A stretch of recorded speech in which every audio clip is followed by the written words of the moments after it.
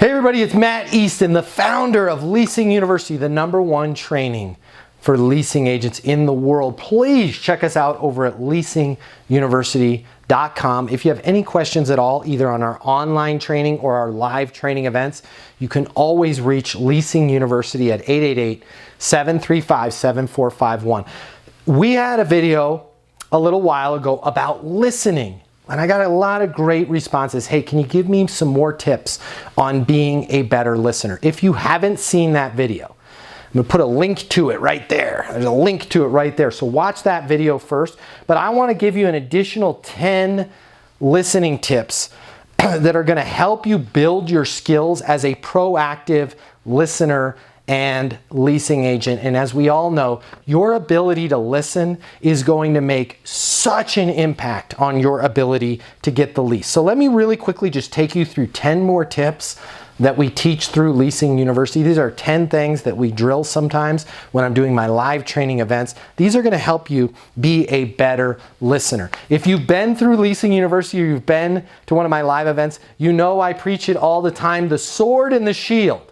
What's your sword and your shield? Well, your sword is your pen and your shield is your notepad or legal pad that you're using. First tip ever, first tip on the list and the most important tip on the list is to write things down. Take notes as your prospect is speaking to you. Jot down a word, okay? Don't interrupt them. Be writing down notes, okay? This is gonna help you keep the thought. It's going to help you impress the other person that you are a professional. A professional's, tell me more. Really? How long is your drive to work? 30 minutes. What? 30 minutes, what is that? Like a 7-mile drive? Oh no, it's 10 miles and you're crossing out 7 and you're writing down the notes. When you're taking notes, it shows that you're professional. It shows that you're polite. Imagine this. Let's say you needed brain surgery and a brain surgeon comes in and talks to you and is like, "Hey, how's it going? I'm Rick, your brain surgeon. Understand your head hurts. Don't worry, we're gonna fix it. Anything else you need to talk to me before I, open all this up and pop the top and fix you up? All right, good, yeah, sounds good. Don't worry, I'll remember everything you told me." Or the doctor was like, "Listen, everything is gonna be okay. We got this. I have been doing brain surgery for 20 years. Tell me again, when you have the headaches, is it morning, afternoon, evenings, or both?" Evenings. Is there anything you're doing before the headache starts? Oh, drinking 4 gallons of wine. Got it, wine. 4 gallons or glasses? Gallons, got it. When you're writing things down, it shows that you're professional, it shows that you're polite, and it gives you an opportunity, and we talked about this in the other video, to prevent yourself from interrupting. One of the things that's going to cause you to lose the lease more than anything else is interrupting your prospects. And if you're taking that couple seconds to write things down, it's allowing them to keep the dialogue flowing so that you're not interrupting them.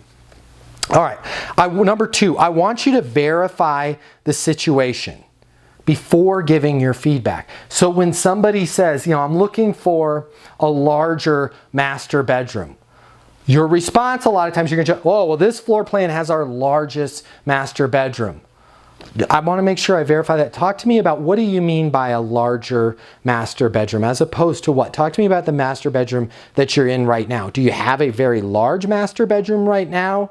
Or are you cramped and that's something that you're looking to change? Verify the situation with them before giving them your answer.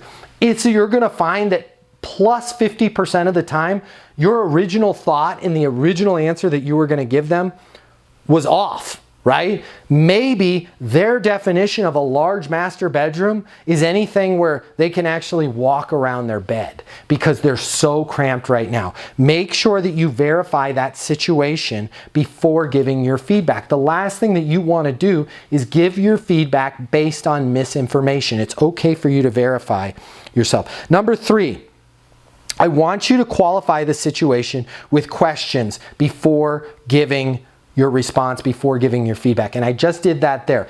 Ask them questions. What's your current size of your master bedroom right now? Is your bedroom right now large and you want to make sure that you still have a large bedroom? Or are you small and cramped right now? And that's one of the things that you've got to change about your current situation. Your ideal situation is one where you can actually get up in the middle of the night without bumping into your nightstand or your dresser. Make sure that you're asking them those questions.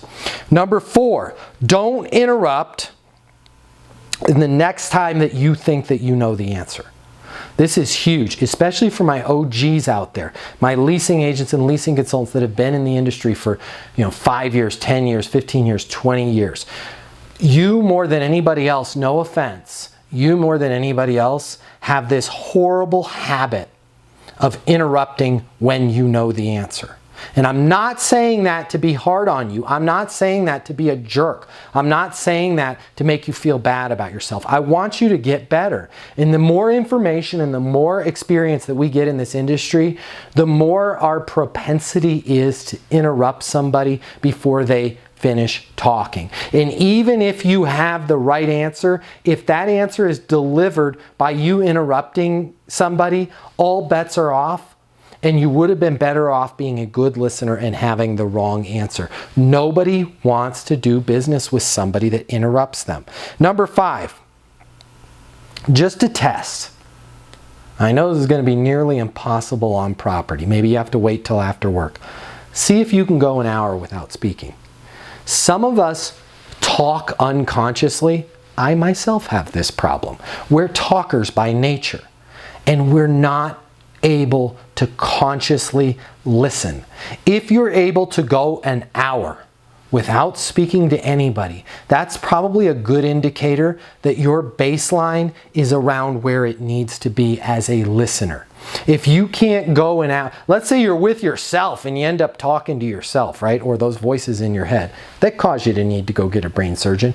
If you can't go an hour without speaking, your baseline is probably one where you're going to have a propensity to interrupt somebody. Here's another tip, another thing you can practice. Next time you're eating with a group, right? Next thing you've got a group dinner going on, or the property management companies, see if you can go 15, 20 minutes, 30 minutes in a group setting without having to talk. As leasing agents and property managers, we're people by nature, and we like to talk. We've got to practice on listening. We're introverted people, have to practice on communicating. For most of us in this industry, that's not the problem. The problem is us listening. So see if you can go that long, even 10 minutes in a group setting without speaking. Number 7, I want you to practice asking questions to clarify, even when it's a simple dialogue and you think you know the answer. Let's say John with maintenance comes in and says, hey, 406, we're not going to be able to turn that on Thursday. I really apologize, but we're waiting on some parts that were back ordered, and it's going to be Friday before that unit is going to be ready to turn. Before you answer, John, I go, John, what were you thinking on the ordering? John, I just want to clarify. So Thursday's not going to happen. It's going to be Friday, and the reason is we're waiting on parts. Yep, that's it. John, which parts are we waiting on? Oh, well, we're waiting on drip pans or whatever it is. Ask questions to clarify. Number 8, I want you to practice asking questions to show your interest and concern. Again, when somebody says, oh man, the traffic is killing me with my current place. I want to be closer to work. Oh, I hear you. I've been in that situation before. Tell me, on your worst days, how much time are you spending in the car? Oh, I'm spending an hour. Is that an hour each way? Or is that an hour, both ways put together? No, each way. Each way? You're sitting in a car for 2 hours? Oh, how does that make you feel? Oh my gosh, I'm stressed out. I end up yelling at my kids. I don't eat dinner because I spend all my time in the car, and I end up like going through In-N-Out Burger, right? And I'm sitting there eating. Now all of a sudden you've got a great dialogue going with somebody, and you've done a great job of listening. Number 9, ask questions to get more information or learn. This is another one. We gave it in the example with the master bedroom. I need a larger bedroom. Ask questions to get more information. Do you need a larger bedroom because you're trying to replicate the bedroom you have now? Or do you need a larger bedroom because you hate the bedroom you have now? I hate the bedroom I have now. How large is your bedroom right now? Well, I don't know. I didn't measure it. Well, to give me an idea, let's say you've got, what size bed do you have? Well, I've got a queen size bed. Great. Let's pretend there's a queen size bed sitting here. How much space would you say, pace it off, is between the wall and your bed? Ask those questions to get more information and learn. You're going to put yourself in the best position to get the lease. And number 10, the last one, this is kind of like that golden rule. I want you to be honest with yourself, and I want you to ask yourself, am I listening in a way that I would like to be listened to? I want you to reverse those roles. And we did that in the other video. We talked about you visualizing yourself as the best leasing agent. As you visualize yourself, I want you to visualize yourself as a renter and you working with the best leasing agent in the world. My guess is when you visualize that, you're doing most of the talking and that leasing agent is doing most of the listening. That's what you want. You want people to pay attention to you. You want people to listen to you. So ask yourself this: am I listening in a way that I would like to be listened to if I was the prospect? I know these 10 things are going to help you. Please, if you've got any questions at all on this topic or any other topic, feel free to comment below. I read each and every one of your comments. I hope you've subscribed. If you didn't subscribe before, now's your opportunity. Hit that subscribe button. And until the next video, I want you to be great, and I want you to get those leases.